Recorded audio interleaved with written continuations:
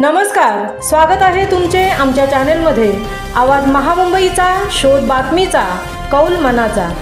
चला तर मग आमचे चॅनेल शेअर करा, लाईक करा आणि सबस्क्राइब करा।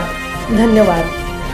नमस्कार रसिक प्रेक्षक हो, महामुंबई काव्य सुगंध या उपक्रमामध्ये मी डॉक्टर आशा विजय कोकणे आपणा सर्वांचे मनपूर्वक स्वागत करते।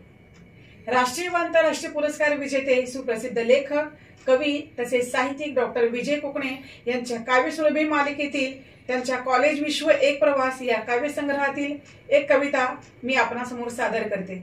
कवितेचे शीर्षक आहे माणूस। स्वतः उपाशी राहून स्वतःच्या भाकरीतील अर्धी भाकर जो दुसऱ्याला देतो तो म्हणजे माणूस। देवपण येणं सोपं असतं, पण माणूस होणं तेवढंच अवघड असतं। यावर त्यांची कविता आधारित आहे, ती म्हणजे माणूस।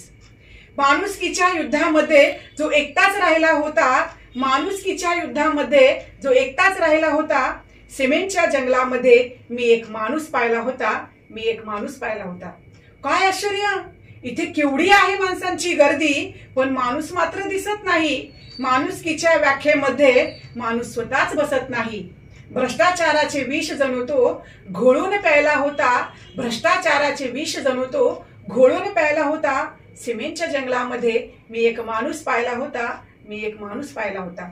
जिथं माणूसच माणसाला नकोसा झालाय, जिथं माणूसच माणसाला नकोसा झालाय, तिथं प्राण्यांना दोष देण्यात अर्थ काय?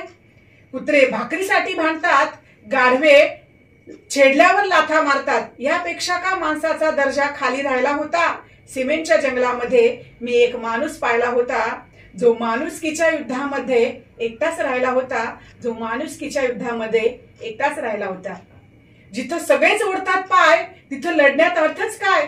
जिथं सगळेच ओढतात पाय, तिथं लढण्यात अर्थच काय? तिथं माणसाला माणुसकीचा अर्थ कळला नाही, संप्रदायाचा कचाट्यात जो अडकून राहिला होता। सिमेंटच्या जंगलामध्ये मी एक माणूस पाहिला होता, जो माणुसकीच्या युद्धामध्ये एकटाच राहिला होता, जो माणुसकीच्या युद्धामध्ये एकटाच राहिला होता।